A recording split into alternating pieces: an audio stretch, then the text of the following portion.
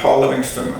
I'm going to be making a video here of an acrylic painting I'd like to do, a little scenic. This is what I've prepared as the sketch that I'm going to follow. And I'm going to be doing that with acrylic on a small canvas and try to talk everybody through it, and hopefully you'll find something interesting about it that you'll be able to pick it up and take it from there. Okay, doing the background color of the sky here. I might get into a little bit of blues additionally, but for the most part I'm putting down a very soft yellowy gold kind of a color, very soft, adding a little bit of white. You can see it's just a little bit there, and then that color in there, and then with just a tiny drop of touched on the water, I brush that in and brush it through.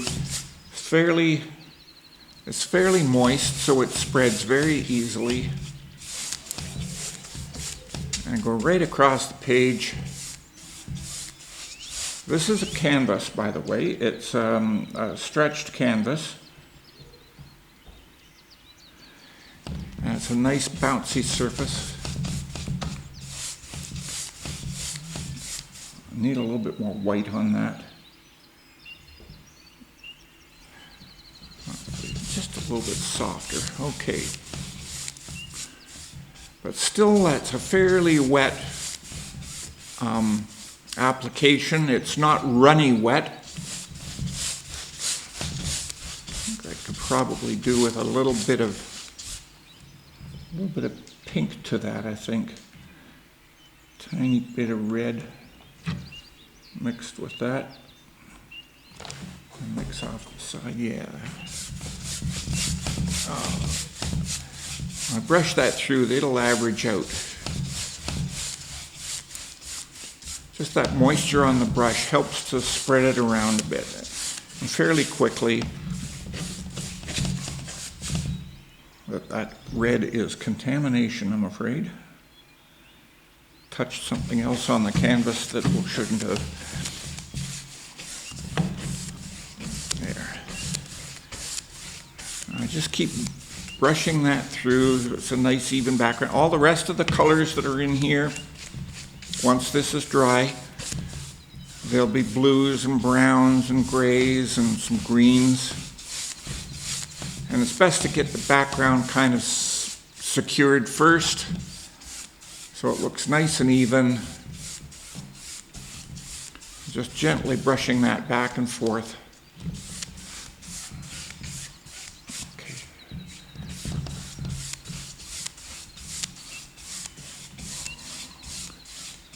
That could be a pause anytime there now.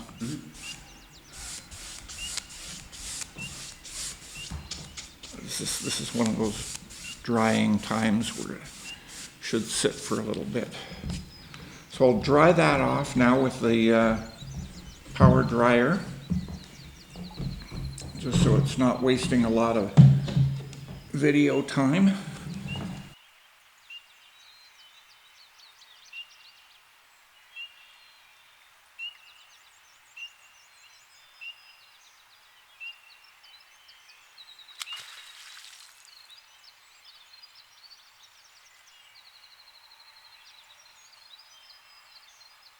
All right, now that's dry, I can move on. At this point, you can decide if you like these a little bit of streakiness through there. Darn.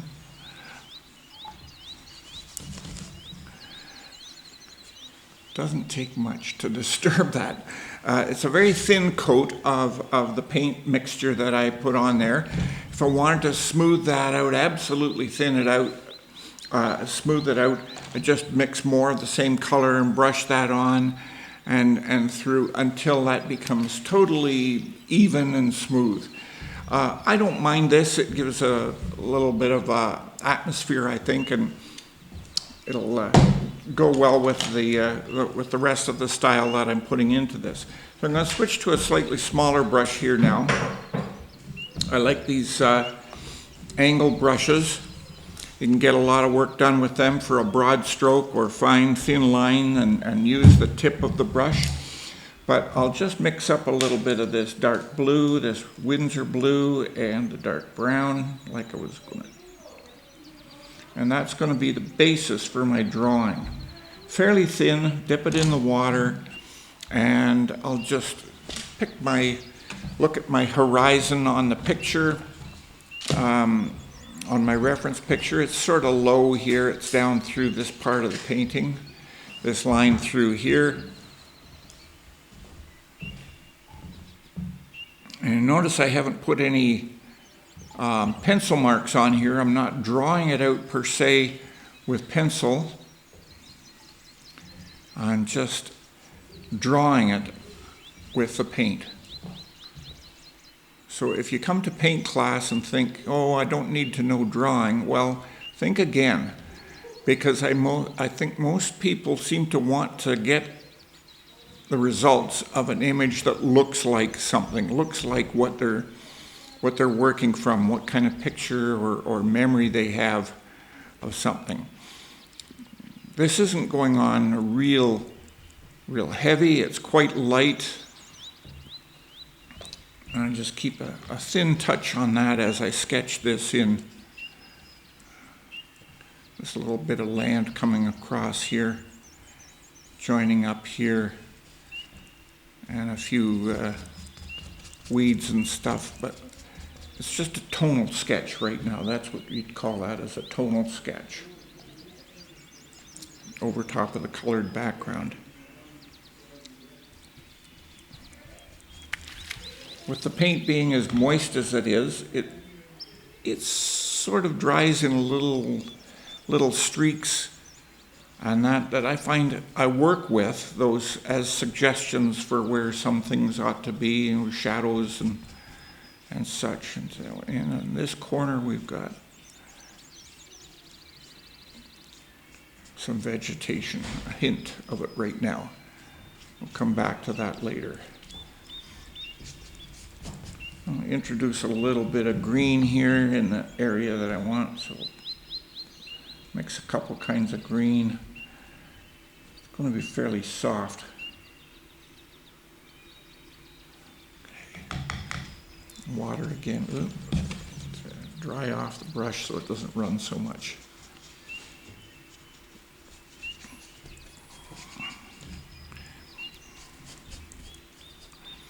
Much of this painting will be, I think it'll give you an idea of how to build an image like this. You can see that happening in this course, but I might end up spending a little bit more time with it after the fact and taking it more to completion of little things. But at that point, the painting slows down considerably, and I don't think it makes good video. We'll see how we do. Okay. Back to the dark blue, the Windsor blue, and the brown again.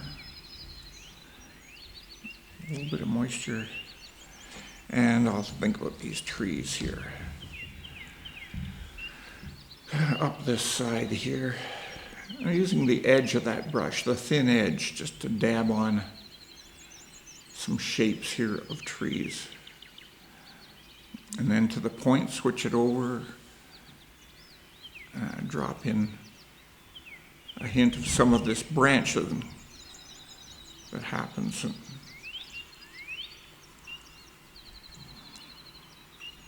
I like doing paintings like this kind of subject matter because it takes me into that environment for the time that it takes me to do the painting. Takes me into that environment, puts my mind there. And it's like a meditation with your eyes open. It's a vacation with your eyes open, and you don't have to put up with the bugs.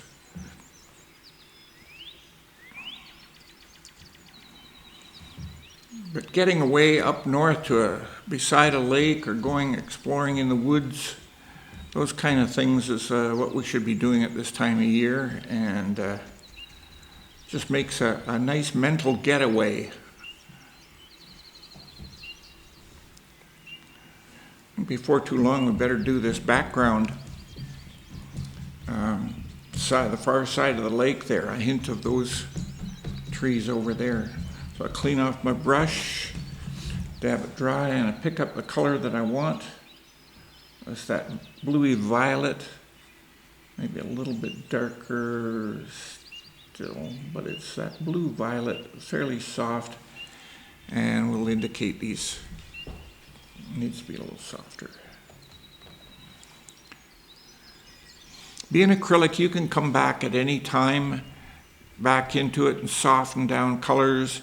If you put it down like this fairly definitely, put it onto the canvas fairly definitely, and down the road that you find it, you need to make some adjustments. Acrylics are really forgiving for that. And you can mix up whatever new color you want and introduce that in.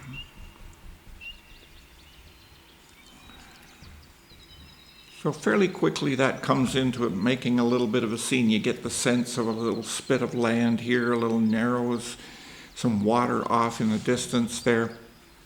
And we'll have reflections coming down from those. And we'll go back to doing some more of these trees in the foreground here. Pick up some of that brown and the dark blue, a little bit of water, and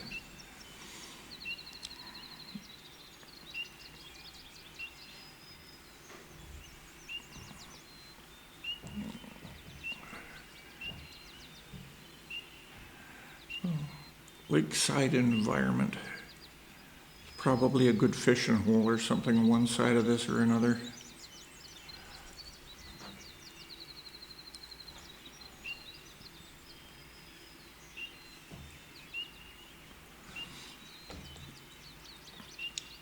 Back to the paint, back to the water.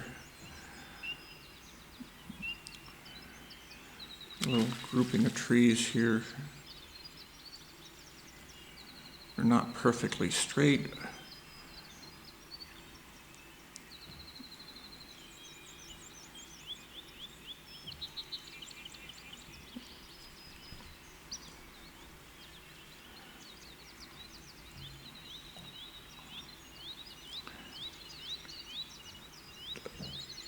I'm working just from that sketch, but in the freehand way that I'm doing this and transferring that basic image to the canvas, it's going to change anyway. So I'm not concerning myself with positioning every tree and every branch exactly as it is on my sketch. Keeps it fresh, keeps it individual. If I was wanting to do it more exactly and to a high degree realism, I'd want to collect reference for certain things, certain types of flowers, certain types of trees, and photo reference from previous trips that I've made into environments like this. There's ways of getting that exactness from your sketch, one of them being a very careful grid drawing to map out the image.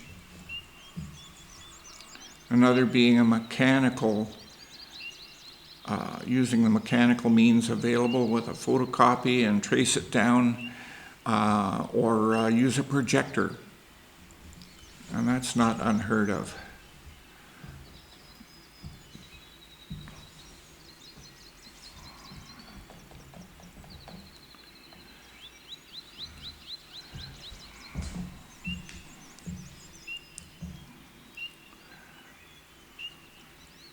When I'm doing this, following the picture, but my mind is sitting on a rock or a stump at this lakeside. That's where my mind is when I'm doing this. It helps put me in the mood. It takes me away from the everyday grind of life, and just puts me in a more positive space.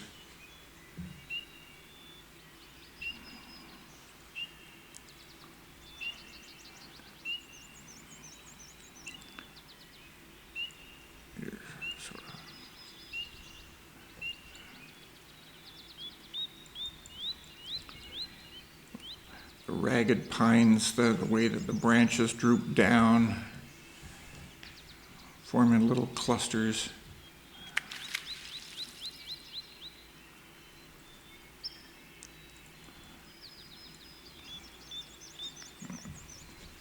So far ashore there. Some of these dried areas where you can see this paint being, it's dried down, it's giving me hints of rocks and other things, and whereas when I put it on, it was just quite loosey-goosey.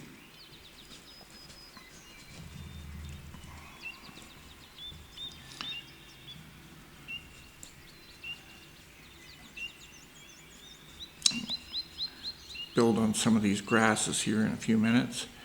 We've got to keep in mind that this is water down here.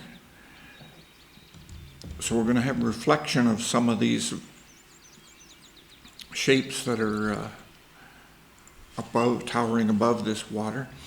And might as well indicate those, just hint at them anyways. Very lightly with the light gray and blue and the brown. And water, and fairly still water, so that these reflections would be fairly close. Reflections come directly toward you. If there was shadows in this painting, the shadows would come from, would spread out opposite to where the light's coming from. In this case, the light is fairly diffused.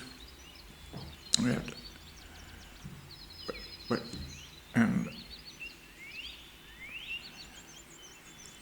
shadows go to the opposite to the light, and reflections come directly towards you. If this has got a bit of an angle to it, then your reflection has to have a little bit of an angle. Acrylics can be put on, applied fairly transparent. So if you are putting down a little bit of a preliminary blocking it in, and you've got it there just to remind you to come back to that and address these shapes a little bit later, those marks will be visible to you and help you to. You can do some of the waves or water disturbance over top of that. In this case, this water is going to be pretty smooth. It's a fairly still little backwater.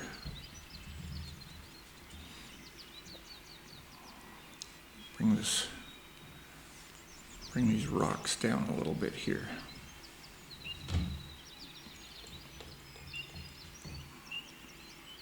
Introduce another color into those rocks. That reddy brown.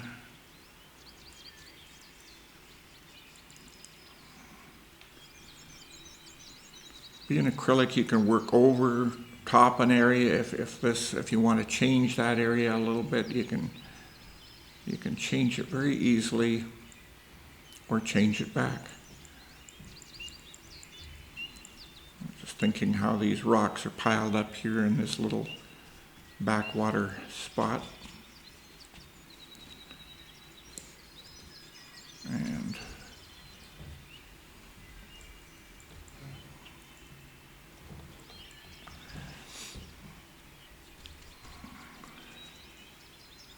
oftentimes when I'm doing a painting like this, I'm coming along a lake shore, a shoreline, I'm thinking, could this be a campsite?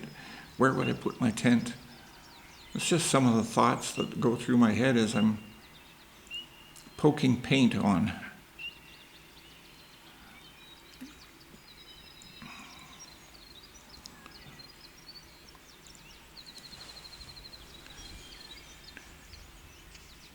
Take a little pause here while I regroup here.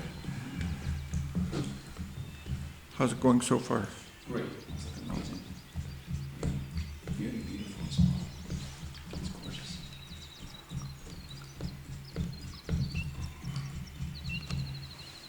I think you introduced humidity very well into the shot as well. I feel like It does look humid, doesn't it? Yeah. It's a hazy, humid day.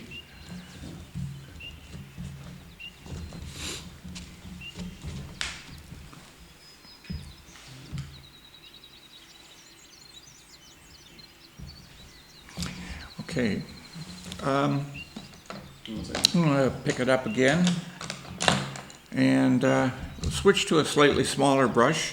Again, I'm down to about a 1/2 inch angled brush. And we'll start thinking about some of the grasses up here on this shoreline. The grasses, the shoreline brush, wildflowers, etc. A couple of greens with that, soften it down.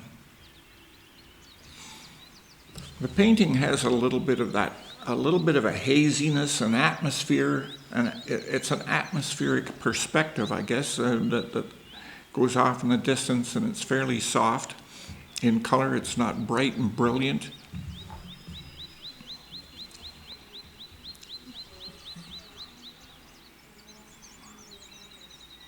But you're out by the lakeside, you're sitting in the water in a canoe.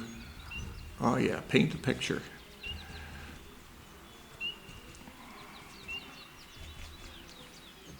This being a fairly liquidy application here. A whole bunch of colors in that green. But there's color variations in the landscape anyways.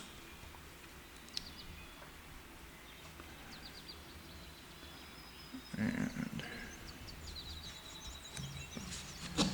careful there.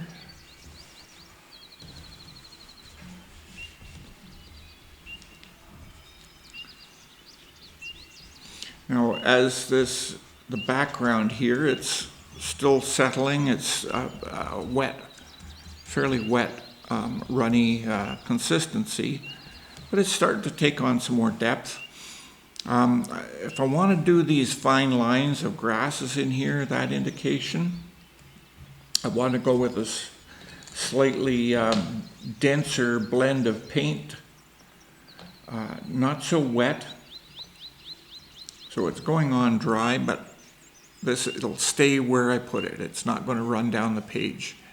And just pressure that you do on the paintbrush is going to let it spread wider or very, very thin, depending on how you touch that to the canvas. It's the kind of place where you might find some lily pads. Be a good thing to put in there. This is one of these little afterthoughts.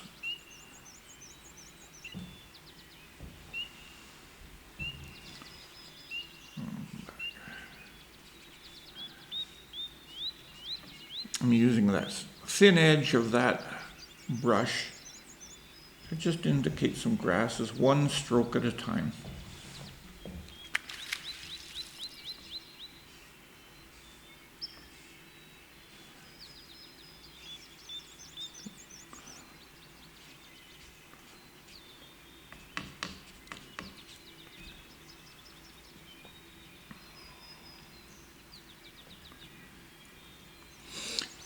Painting like this is a good vehicle to make a nice floral study as well.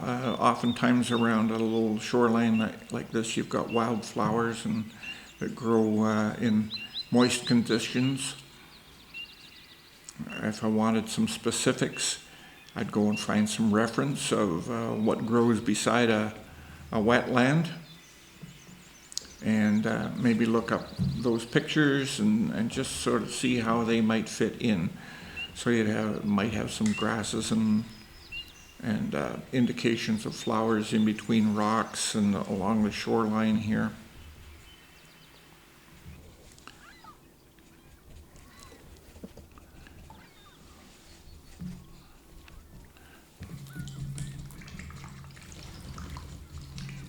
It helps to move it along fairly quickly, and I can start to get a sense of it. And now it starts to slow down when I start thinking of details to put into it. Go back to some of those tree shapes here now.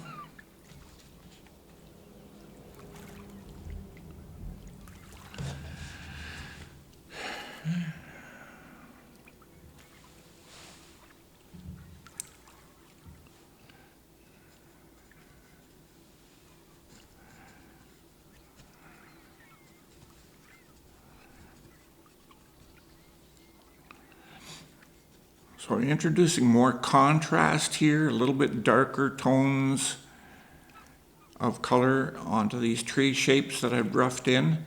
And that contrast helps set it off from the background. The blue color back here, blues tend to fall off into the distance, and more contrasty colors, darker, and where there's contrast between light and dark, that's what comes forward to the eye.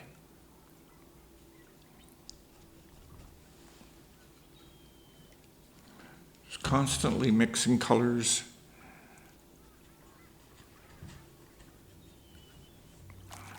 Thinking about a few dead, broken off branches on these trees.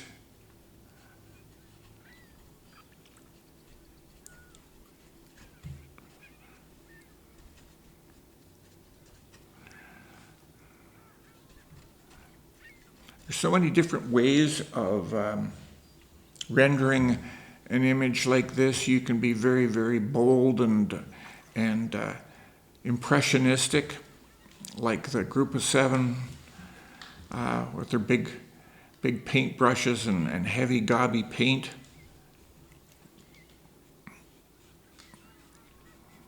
I like to spend the time doing a painting like this and thinking about the setting, like I've just described before, to get into it.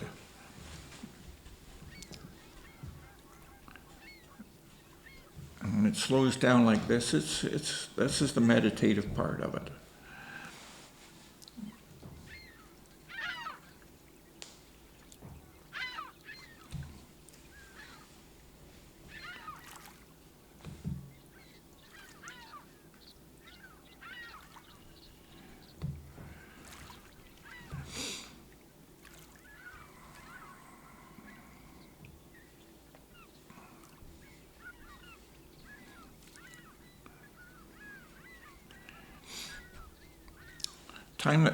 The part of the painting that takes a lot of the time is thinking about the foreground. Because all of this up in this area is closer to you, you would naturally see more detail.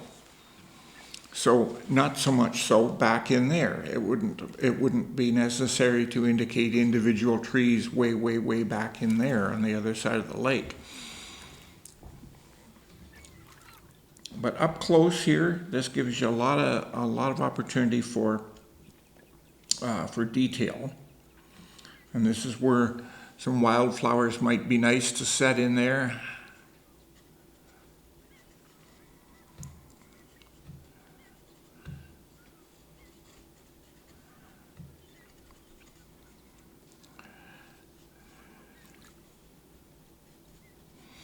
If you were to draw this, take this as the starting point and draw it with a pencil lightly.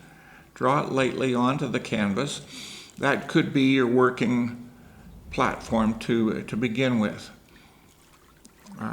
For me, I had this color sketch that I did, and that's what I was following. But like I said earlier, you don't have to worry about exact detail of following your sketch exactly. An interpretation is quite adequate, and I think you could probably make have some interesting experience doing some of those things, making that image, making it your own.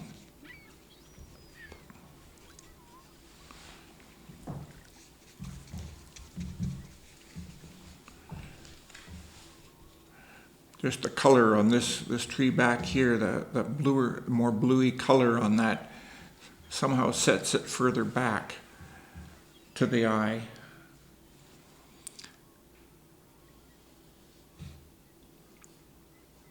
A few broken branches here. This is one that's leaning down.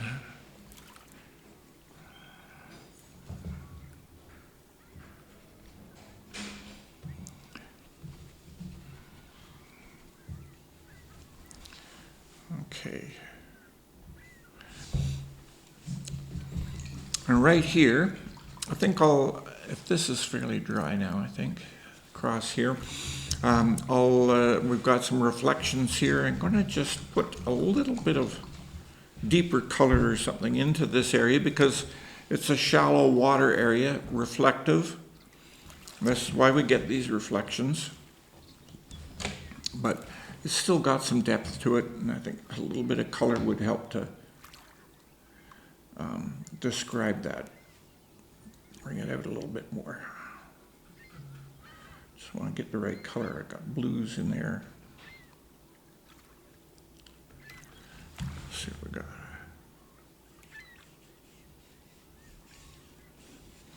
Fairly transparent. Thin it out.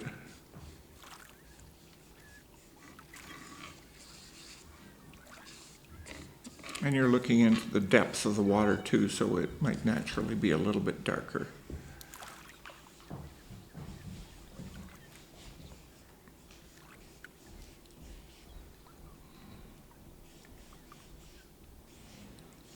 You can always go over stuff and bring it out more and more distinction to it.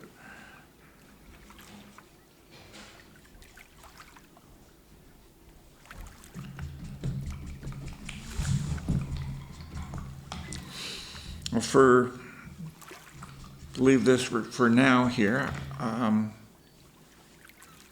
Move a little bit up here.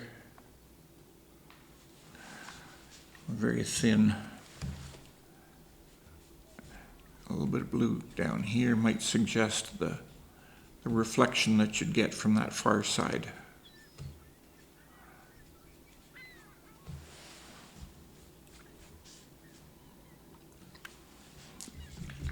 I'm going to bring out another brush here now. It's a fan brush. Bristles spread apart like that, but it is great for doing grasses and weeds. And just get the right color that's going to stand out. Mix a little bit here, the green with that yellow ochre. Maybe a bit brighter. Pick up. And then just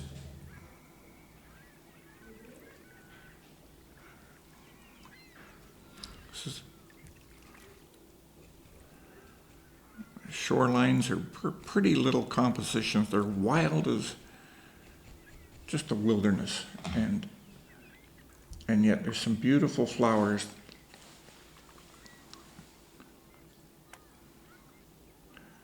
If I'm doing a flower painting, I'd just as soon be doing it like this, in this kind of setting.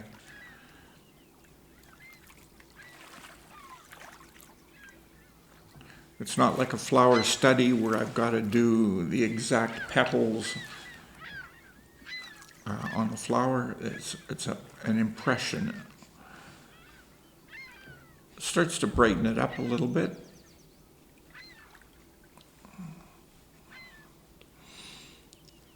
I've got my colors there, but just the addition of a little bit of white helps to pop it out a bit.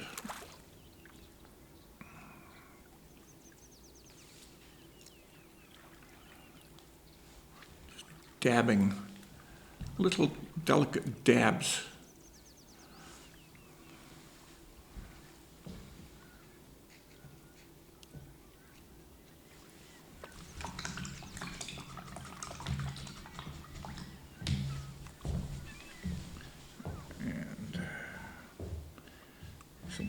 Deeper values in the greens, some darker in the darker greens, more for the lower bits down here.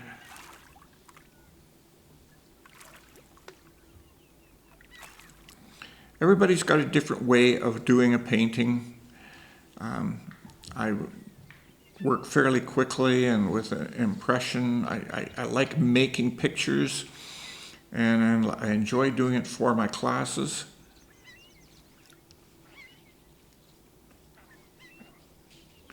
When I first started out, I was all gung-ho to do this high realism of these animals, the wildlife art, and get in with that. And I can do it. I've done a lot of it, and I learned that.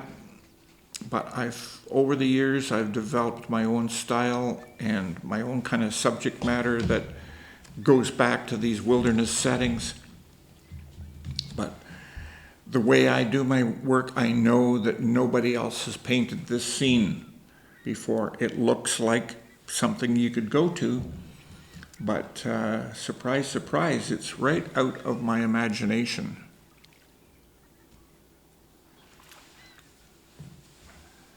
And it's a really rich source of material if you can nurture that and develop it.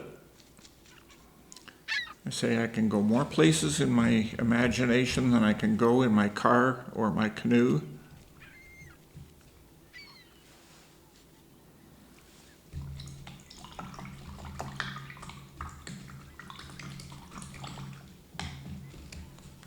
And at this point, it starts to slow down considerably because I would start to think about little tiny areas in between the blades of grass, the negative spaces, to inject a little more depth into the picture. I'll do a little bit of that, but it is what really, really slows it down, and it requires some close-up work like that.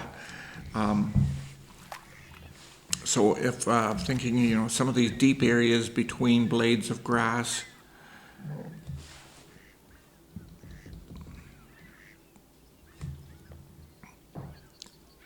where the ground's wet and it joins the water, it's a little bit darker.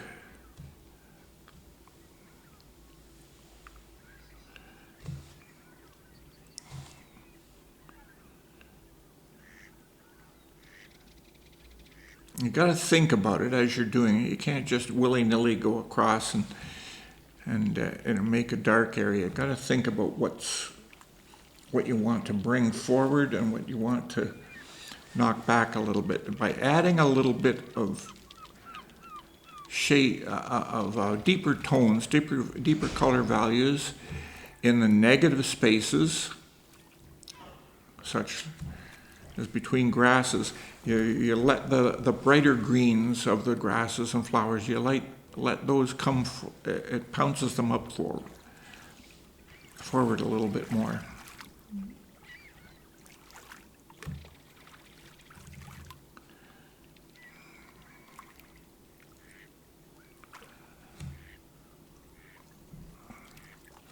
I have found areas like this fascinating to spend time at and sit and wonder about when I've been fortunate enough to get out on a lake with the canoe for a weekend. And even before that, when I was a little kid going up to my uncle's cottage, the drive up there to Muskoka area, I found really, really fascinating. And looking down off the highway at little lakes like this, and that it really got instilled in my mind.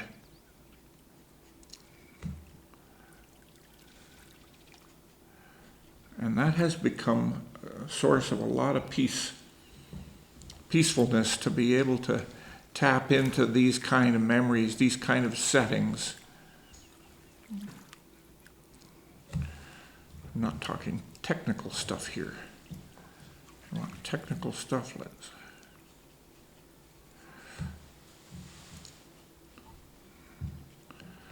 So slowly I'm bringing this around here. You still got a view, compositionally, you got a view down across the lake. We have some more negative space things to consider here in the foreground in these close-up grasses. This would be where you're sitting. Say I'm sitting here in front of this lake with these tall grasses. So they're closer to you, they're going to be fairly long and maybe even come up a little bit more over some of these things in the background here. I put a little bit more highlight on, mixed up some paint that's a little bit lighter, some with white in it. It's the green, but it's got some yellow, and that helps to bring out these grasses in the foreground.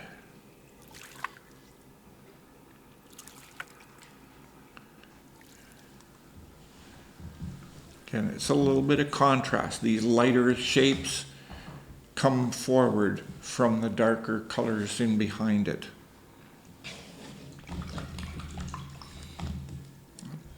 I'd likely be doing some little bit darker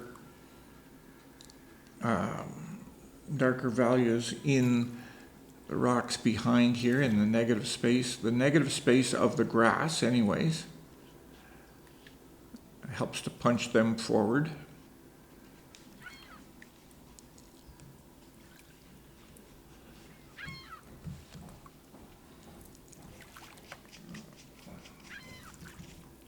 You'll notice that I'm down to the 1/4 inch brush here now for some tiny work.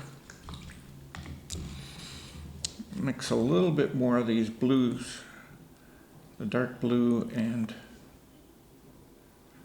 the brown, and that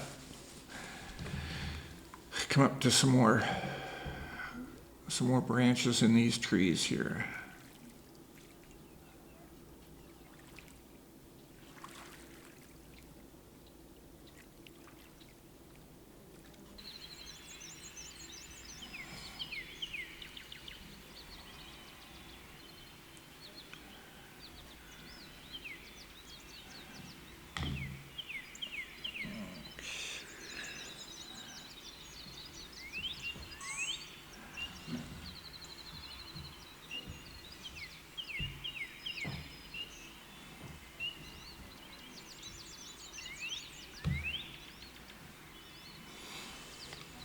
I think this is starting to give the hint that the light's coming from the left-hand side. If I wanted to accentuate that a little bit on some of the larger shapes here, I would indicate maybe that it's darker on the right-hand side and a little bit lighter on the left-hand side.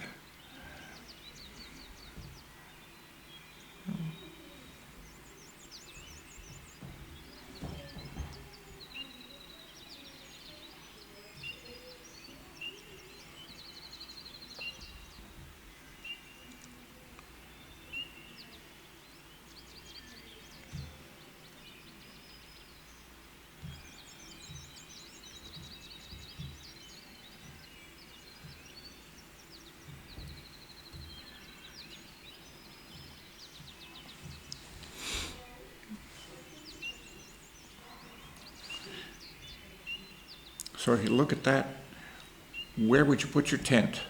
Or where would you see a person sitting or standing in that scene? That's another element altogether. But it's something I might say to my class and say, okay, we'll do that scene, but try to put a person in there. I won't do that right now, but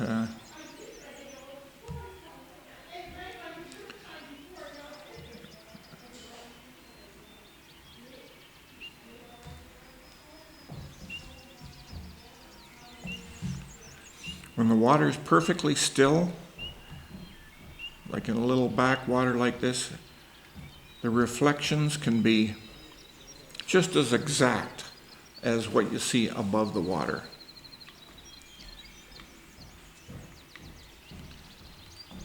Almost mirror-like.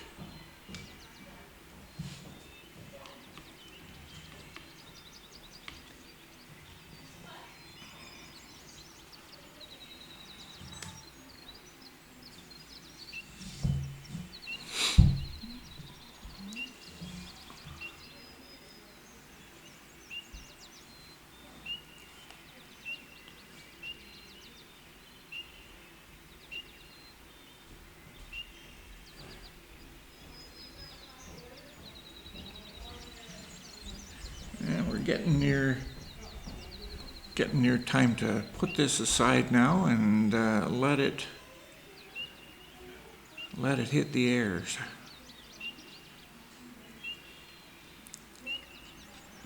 So I hope that if you see this video that you can be inspired enough and maybe want to take it upon yourself to try this painting.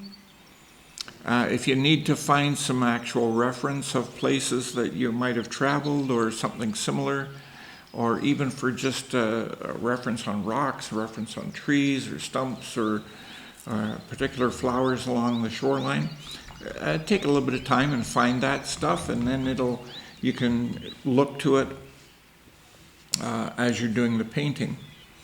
But for now, I think I'll let that sit, and I think I've given you something to work with here. So take that away, and I'll when I look at it at home at the home studio, I'll probably do a few more little things in along the shore here. Maybe think of some other flowers. Just bring out some of these little clumps of flowers on the shore. There, just bring that out a little bit. But I'll leave that for now, and I thank you very much for being with me to do this.